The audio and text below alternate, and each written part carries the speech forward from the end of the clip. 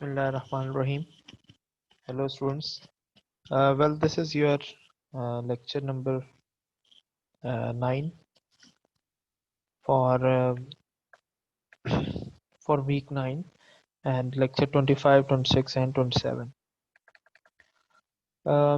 हमने previous lectures में different types of report format discuss किए थे जिनके अंदर informal reports, formal and recommendation reports और feasibility reports शामिल थे. तो अब इन रिपोर्ट्स को जो एक इम्पॉर्टेंट पार्ट है कि how to evaluate these reports and एक वर्कशीट होती है कि किस तरह जो है वो आप इन रिपोर्ट्स को evaluation भी कर सकते हैं और when you are going to write these reports आपको कौन कौन से पॉइंट्स जो हैं वो देखने हैं. तो अब हमने सब वन बाय वन देख चुके हैं इनफॉर्मल रिपोर्ट्स को भी, फॉर्मल को भी, और लास्ट टाइम हमने रिकमेंडेशन और फिजिबिलिटी भी देखी थी. तो अब हम थोड़ा सा इनको एनालाइज कर लेते हैं. तो पहले हम इनफॉर्मल रिपोर्ट्स को देखेंगे, फिर फॉर्मल और देन रिकमेंडेशन रिपोर्ट्स.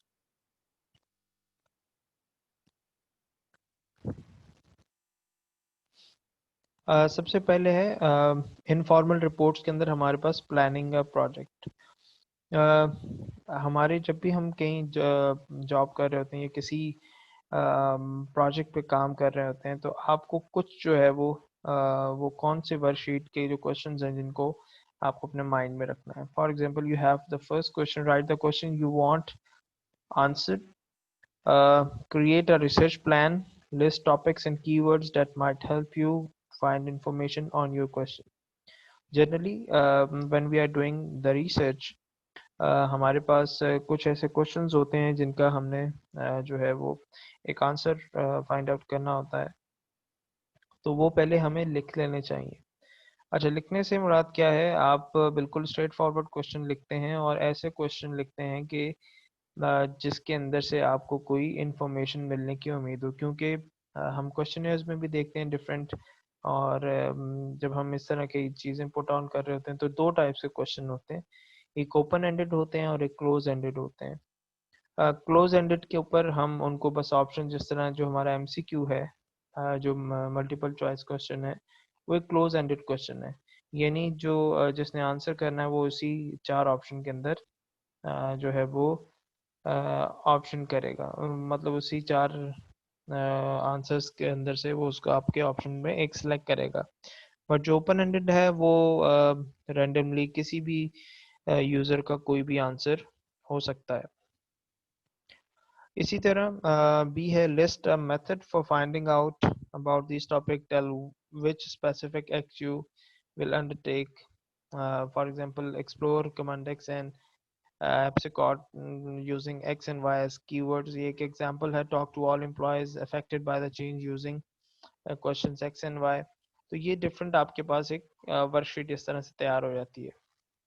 अब इसी तरह IMRD रिपोर्ट, जिसको हम introduction methodology result discussion report भी कहते हैं, और ये भी एक इनफॉर्मल रिपोर्ट की एक टाइप है. तो सबसे पहले आपने क्या करना है, right an introduction in which you briefly describe the goal of your project, and your goal is in this report give enough information to orient a reader to your situation. As I earlier mentioned in our lectures कि introduction जो है वो बहुत ज़्यादा important होता है. Generally for informal reports के अंदर इंट्रोडक्शन बहुत शॉर्ट लिखा जाता है, क्योंकि इनफॉर्मल रिपोर्ट्स इटसेल्फ जो है वो बड़ी ब्रीफ होती हैं. इसी तरह जब मेथड सेक्शन आएगा उसके अंदर आपने क्या करना है, name the actions that you took in enough detail so that a reader could replicate the acts if necessary. Use terms and details at a level of appropriate to the reader but necessary for the subject.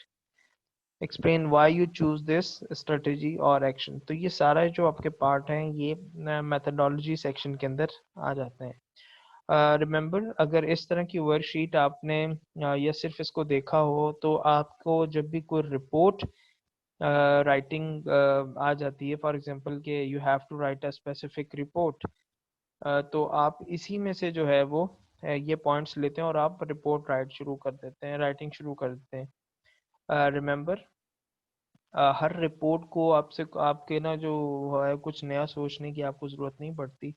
If you are following these points, so आप इन्हीं जो है वो footprints के ऊपर आप कोई भी report, just like if you have to write informal report in IMRD type report, then you can follow this worksheet very easily. The second, we have name the actual results of the action. This section might be very short. Definitely जब आप results show कर रहे होते हैं इन informal reports, तो वो very brief होते हैं। आप जो है वो उसके अंदर काफ़ी इतना मटेरियल ऐड नहीं करते हैं। उसके बाद है tell the significance of your action, what do your result indicates, how do the results relate to the audience concern, what will you do next as a result of this project, did you accomplish your goals, how is this important to your classmate in this class। तो ये कुछ points हैं जो कि definitely represent कर रहे हैं significance of your report. अब इनके ऊपर जब आप लिखना स्टार्ट करते हैं तो ये आपको स्पेशली एक कुछ पॉइंट्स मिल जाते हैं, वो चंक पॉइंट्स मिल जाते हैं जिनके ऊपर आप रिलाई करके अपना जो रिजल्ट सेक्शन है उसको लिख सकते हैं।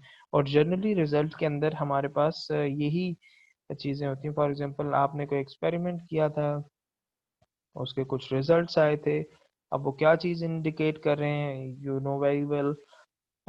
उससे रिलेटेड जो है वो ऑडियंस के क्या कंसर्न हैं, वो भी आपको शायद बहुत अच्छे से पता हो। What will you do next as a result of this project, future work जब आप लिखते हैं। और इसी तरह जब आप अपने डिस्कशन या रिजल्ट्स में लिख रहे होते हैं, कोई चीज़ आपसे रह जाती है या वो आप आगे के लिए छोड़ना चाहते हैं या जिसके ऊपर मजीद काम करने की ज़रूरत है, तो वो आप इसके अंदर लिख सकते हैं। इसी तरह पे नेक्स्ट है आपके पास develop a style sheet for your report. How will you handle heads? How will you handle chunks, page number, visual aids, title reports, and heads? A thumb rule for this is to use a uniformity. Uniform होना चाहिए आपका जो है वो header footer अगर आपने कहीं रखा हुआ है, या आप कहीं पेज नंबर का स्टाइल यूज कर रहे हैं, या विजुअल एड्स यहाँ पे यूज कर रहे हैं। For example, you are using tables, you are using graphs, you are using for example pie charts, whatever you are using, uniformity is important. ऐसा ना हो कि कहीं जो है वो आप जो है वो पेज नंबर जो है वो लेफ्ट पे डिपिक्ट करवा रहे हैं, कहीं राइट पे डिपिक्ट करवा रहे हैं। तो वो जनरली आपको वर्ड प्रोसेसर आपका जो टूल होता है वो आपको बता तो देता है, but this should be very careful, especially you have to be very careful with your font selection। Generally हमें इतना आइडिया नहीं होता कि हम अगर वर्ड प्रोसेसिंग टूल पर लिख रहे हैं और जब हम इसका प्रिंट आउट लेंगे तो वो कैसा लगेगा। तो एक टेस्ट पेज भी हम निकाल सकते हैं और देख सकते हैं कि वो जो है वो कितना ज़्यादा बेहतर लग रहा है वो स्टाइल या नहीं लग रहा।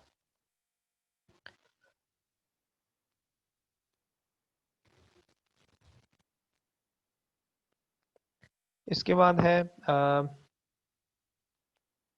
develop an idea how you will present yourself. Will you write in the first person? Will you call the reader you? Will you write your short or long sentences? Are you an expert? How do experts sound? Key question: why should I believe you? Why are you credible?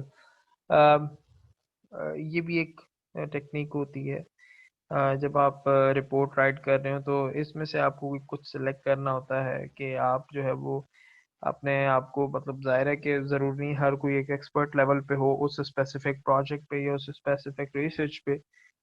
तो ये जो है वो इसके अंदर से आप find out करके अपने लिहाज से जो बेस्ट सूटेबल होता है वो लिख लेते हैं, उसी स्टाइल में लिख लेते हैं आप।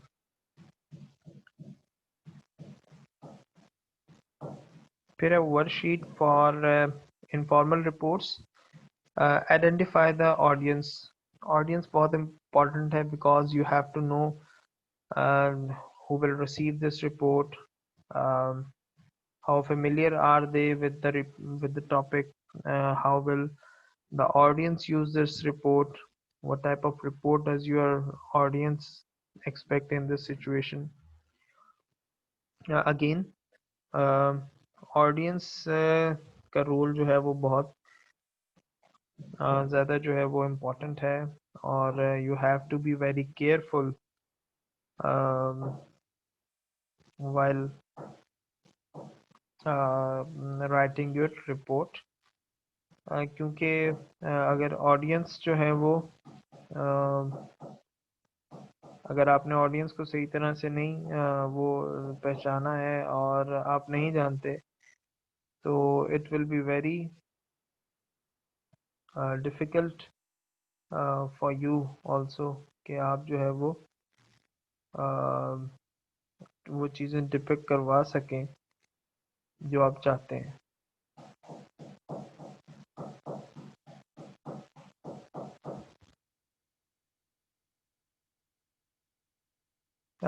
Then you have determined your schedule for completing the report.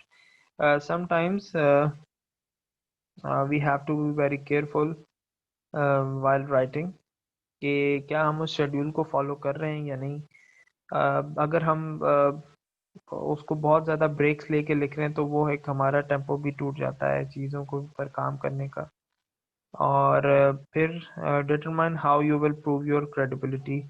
Credibility prove करने का एक ही तरीका है, वो ये है कि जो भी फैक्ट्स हैं उनको प्रेजेंट किया जाए. आपको बाइस नहीं होना, ना ही पॉजिटिव वे में, ना ही आपने किसी नेगेटिव वे में, यानी किसी को आपने एक्स्ट्रा सपोर्ट नहीं देनी, ना ही आपने किसी को जो है वो उससे उसका क्रेडिट यहाँ पे लेना है. तो ये ज़्यादा जो है ना वो बहुत ज़्यादा इम्पोर्टेंट हो जाता है. इसी तरह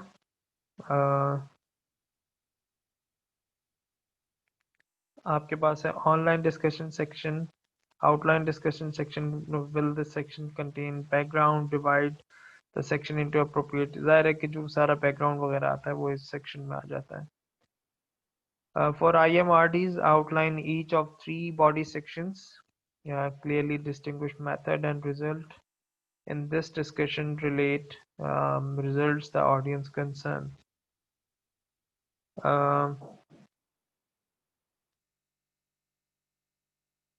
Then you have prepare the visual aids you need. What function will the visual serve for the reader? What type of visual aid will best convey your message? हो सकता है कि कहीं आपको पाई चार्ट यूज़ करना चाहिए था, लेकिन आपने लाइन यूज़ कर लिया, लाइन ग्राफ यूज़ कर लिया. तो ये बहुत ज़्यादा इम्पोर्टेंट है.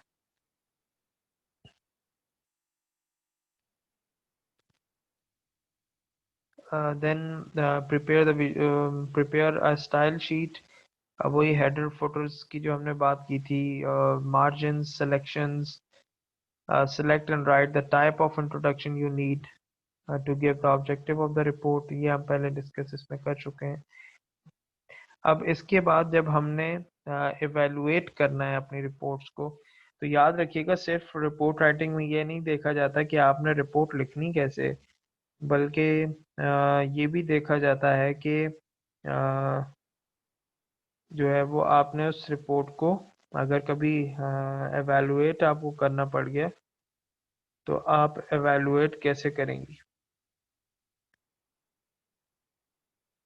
सो जब इंट्रोडक्शन में आप देखेंगे तो पहले आप गोल इंट्रोडक्शन में is the goal of this project clear, what is the basic question that the writer answer. तो ये एवेलुएशन में सबसे बड़ी आप चीज़ देखेंगे इंट्रोडक्शन.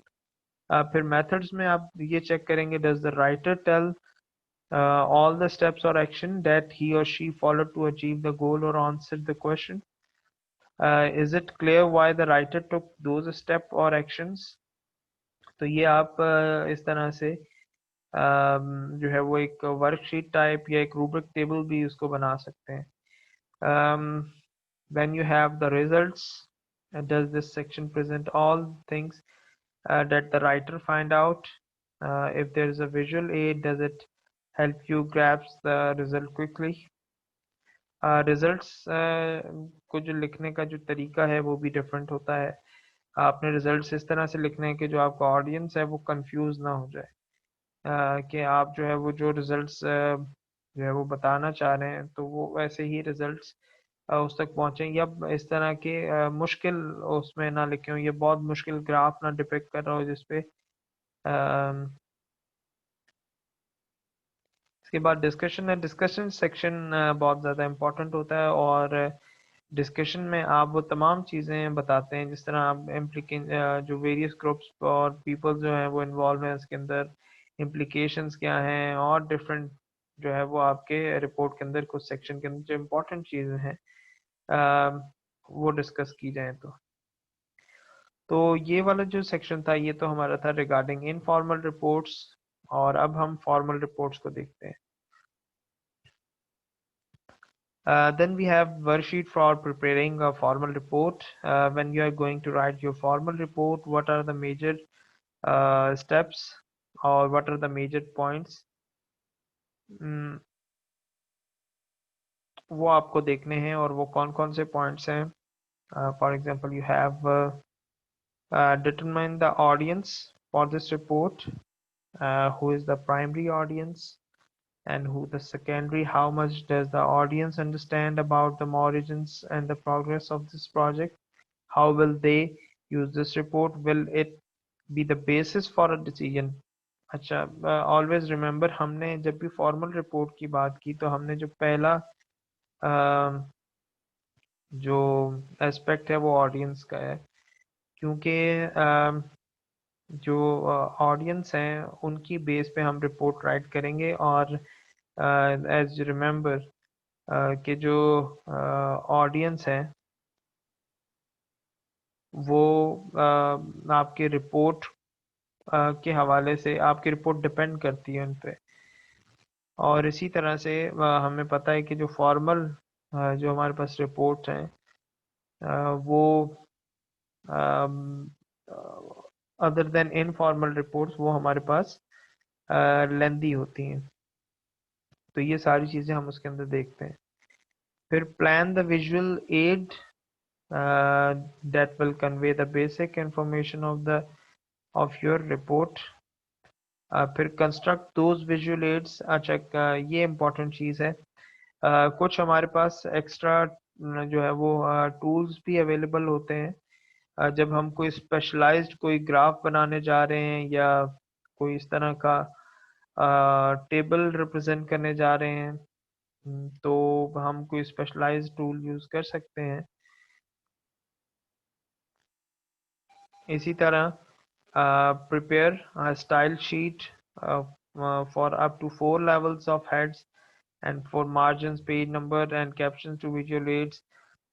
हमें पता है कि जो हमारे पास जो है वो डिफरेंट स्टाइल्स हैं राइटिंग के. अगर तो आपको पहले से कोई फॉर्मेट अवेलेबल है तो फिर तो आपको वही फॉर्मेट फॉलो करना पड़ेगा. But if you don't have any specified format तो आप उसके अंदर इसी तरह से उसको चूज करते हैं. उसके बाद है decide whether each new section should start at the top of the new page. हम देखते हैं डिफरेंट रिपोर्ट्स के अंदर डिफरेंट चैप्टर्स होते हैं और जनरली जो चैप्टर्स होते हैं वो हमेशा न्यू पेज से ही स्टार्ट किए जाते हैं. Then we have prepare the table of content. Table of content बहुत इंपॉर्टेंट है. हमने डिस्कस किया था कि टेबल ऑफ कंटेंट अगर जो है वो क्लियर नहीं है ऑडियंस को तो फिर वो आपके लिए आपके खुद के लिए एक बहुत बड़ा इशू बन जाता है कि क्योंकि हम टेबल ऑफ कंटेंट हो गए, ग्लॉसरीज हो गए, अपेंडिसेस हो गए, ये वो सेक्शन होते हैं जो आपको एडिशनल जो इन्फॉर्मेशन होता है उसकी तरफ क्विकली लेके चले जाते हैं। फिर prepare the list of illustrations. हमारे पास जो फिगर्स हैं, टेबल्स हैं, उनको प्रॉपर उनका कैप्शन होना चाहिए।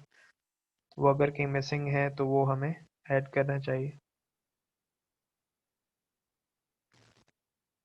Then we have determine the order of statements, purpose, scope, procedure, and so forth in the introduction. Prepare a glossary if you use key terms unfamiliar to the audience. List conclusions, list recommendation with most important first. Write the rationale to explain how the mix of the conclusion. तो ये सारी चीज़ें हैं जो हमें discuss हम की कर चुके हैं, और बस एक जो है वो आपको जनरलाइज वे में आपको पता होना चाहिए। इसी तरह feasibility report, one of the most important report, feasibility और recommendation report that you have to write, और ये आपको बिल्कुल इसके बारे में क्लियर आइडिया होना चाहिए, बिकॉज हम जब डिफरेंट इंडस्ट्रीज में जॉब करते हैं तो ये वो बहुत रिपोर्ट जो है जो बहुत कॉमनली एक इंजीनियर को बनानी पड़ती है, क्योंकि हम कोई ना कोई चीज़ जो है वो बाय कर रहे होते हैं थ्रू प्रोक्योरमेंट, और या हमें किसी प्रोसेस की फिजिबिलिटी या रिकमेंडेशन हमें देनी पड़ती है, तो ये हमें ये बहुत ज़्यादा जो है वो हमें इसके बारे में पता होना चाहिए। स्पेशली फॉर एग्जांपल अगर मैं कहता हूँ कि इफ़ यू हैव टू, आपने कहीं सर्किट ब्रेकर इंस्टॉल करना है और इट इज़ ऑफ 250 एम्पेयर्स, तो आप कैसे सेलेक्ट करेंगे, वो कौन से की पॉइंट्स होंगे, और जब आप सेलेक्ट कर लेते हैं तो definitely you have to prepare a report that on what basis you have selected this circuit breaker, क्योंकि डिफरेंट वेंडर्स होते हैं, डिफरेंट प्लेयर्स हैं मार्केट में, और डिफरेंट कंपनीज हैं, उनके डिफरेंट स्पेसिफिक, हर कंपनी का अपना एक स्पेसिफिक जो है वो पॉइंट ऑफ सेलिंग पॉइंट होता है, और वो उसको लेके चलते हैं।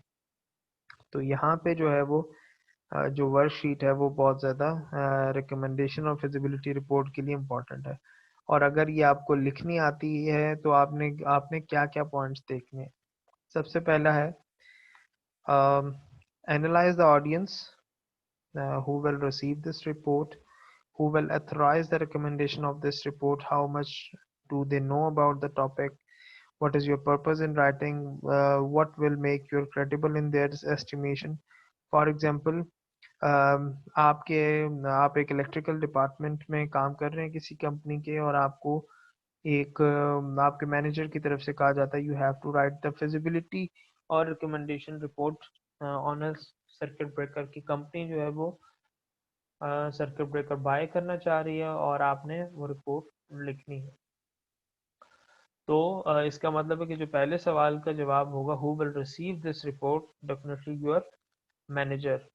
और second point, who will authorise the recommendation in this report, यानी रिकमेंडेशन का भी ये नहीं होता कि हर कोई जो है वो बंदा इसका उसके लिए नहीं होता कि वो रिकमेंड कर सके, only expert have the right.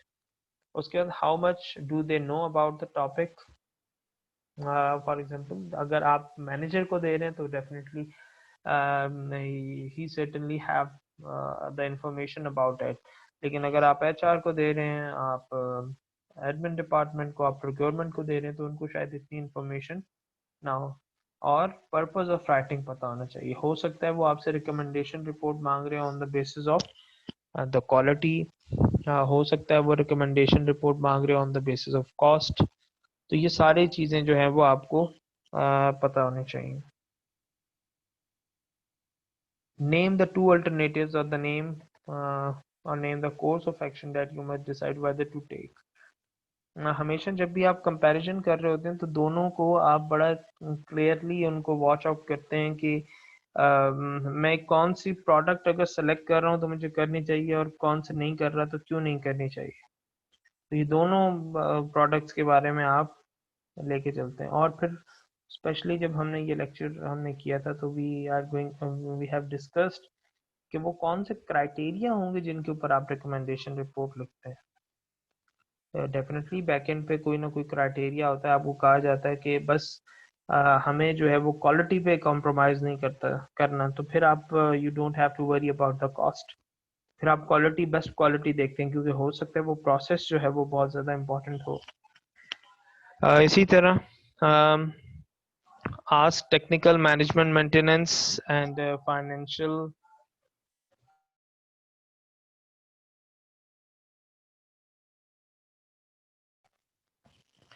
Ask technical management maintenance and financial questions. ये ज़ाहिर है कि आपके पास डिफरेंट इंफॉर्मेशन अगर आप जमा कर रहे हैं तो आपके पास होगी।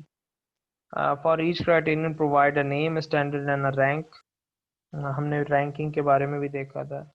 Prepare the background for the report, who requested the recommendation report, और ये सारी चीज़ें, क्योंकि देखें बैकग्राउंड में आप क्या लिखते हैं कि फॉर एग्जांपल हमें एक सर्किट ब्रेकर चाहिए 250 एम्पेयर्स का, तो डेफिनेटली उसका कोई ना कोई बैकग्राउंड होगा कि भाई क्यों मंगवा रहे हैं, वजह क्या है, कौन से प्रोसेस में यूज़ होना है, क्यों यूज़ होना है, जो पहले ब्रेकर था वो कहाँ गया। तो ये सारा कुछ आप क्या लिखते हैं, बैकग्राउंड में लिखते हैं।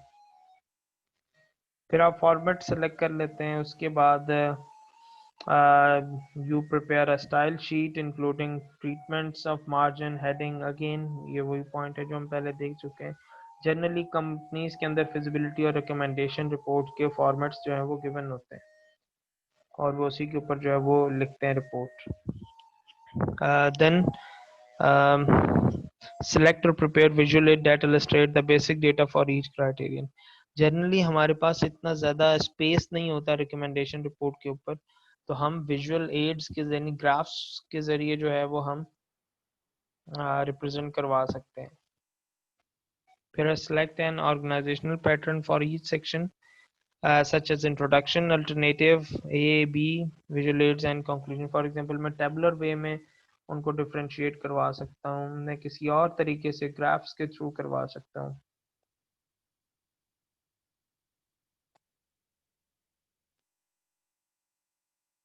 देन वी हैव, अब ये तो हमने देख लिया कि how we can, what are those points जो हमें ये रिपोर्ट प्रिपेयर करने के लिए जो है वो ज़रूरी हैं। अब इसी तरह वो कौन से ऐसे पॉइंट्स हैं जो एवेलुएशन ऑफ ये रिपोर्ट है इनके लिए अब काम आएगी। द फर्स्ट वन इज, ज़ाहिर है कि जो एवेलुएट द इंट्रोडक्शन है, वो इसके अंदर जो है वो बेसिक इंट्रोडक्शन के वही पार्ट्स जो हम ऑलरेडी राइटिंग में डिस्कस कर चुके हैं। फिर क्राइटेरिया के कुछ पार्ट्स हैं कि कौन कौन से वो क्राइटेरिया होंगे, स्पेशली डिस्कशन सेक्शन में। इज द स्टैंडर्ड गिवन,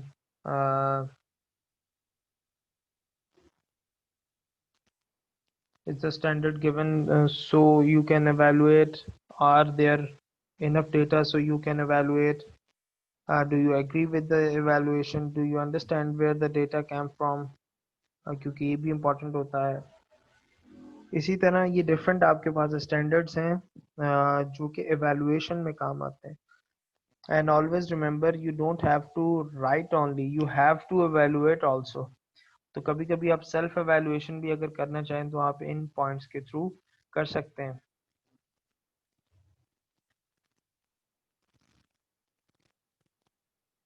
इसी तरह ये पेयर रिपोर्ट का एक जो है वो कॉन्सेप्ट है, बट ये जो हमारे पास फिजिबिलिटी सेक्शंस हैं, ये हमारे पास बहुत ज़्यादा इम्पोर्टेंट हैं, बिकॉज हम डेफिनेटली डिफरेंट जो हमारे पास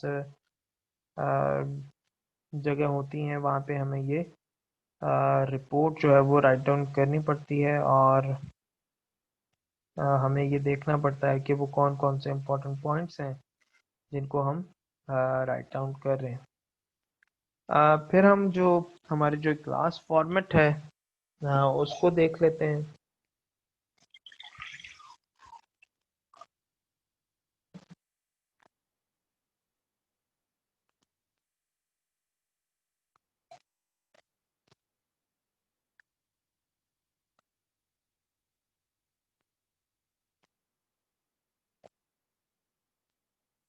वो है worksheet for evaluating a peer report. अब सबसे पहले जो इसके अंदर हमारे पास क्वेश्चंस हैं, वो देखना ज़रूरी है। और कि वो कौन कौन से क्वेश्चन हैं कि अ, हम जनरली देख सकते हैं, क्योंकि जो पीयर रिव्यू या पीयर रिपोर्ट होते हैं वो generally basically the evaluation of work by one or other more people of the similar competency as producer of the work, जिसको हम फॉर एग्जांपल सेल्फ रेगुलेशन भी कह सकते हैं। और फॉर एग्जांपल मैंने कुछ चीज़ लिखी है, मैं अपने सबॉर्डिनेट को दिखा सकता हूँ, मेरे साथ कलीग्स हैं उसी सर्कल में काम कर रहे हैं, मैं उनको दिखा सकता हूँ। अब कुछ यहाँ पे क्वेश्चंस हैं जिनका जो है वो आंसर करना ज़रूरी है। और वो है for example first question, why did you include each sentence into the introduction? Your partner should explain the reason for each one. Why did you head format you used? Why did you choose each criterion? Why did you write the first sentence you wrote in each criterion section? तो ये वो question आप देखेंगे generally जिस तरह एक probe कर रहे हैं उस तरह के क्वेश्चन हैं। इसी तरह है, why did you organize each section the way you did? Do you think a reader would like to read it this way? And what one points have you made with the visual aid? Why did you construct it the way you did and place it where you did? Uh, if you had to send this paper to someone who paid you money regularly for doing a good job, would you? If not, what you do differently? Why don't you do that for the final paper? So ये देखें, अभी different questions हैं, इसी तरह के questions जो हैं वो हम फॉर सेल्फ रेगुलेशन हम पूछ सकते हैं, और ताकि हम एक जो है वो रिपोर्ट को एक अच्छे वे में उसको एंड अप कर सकें।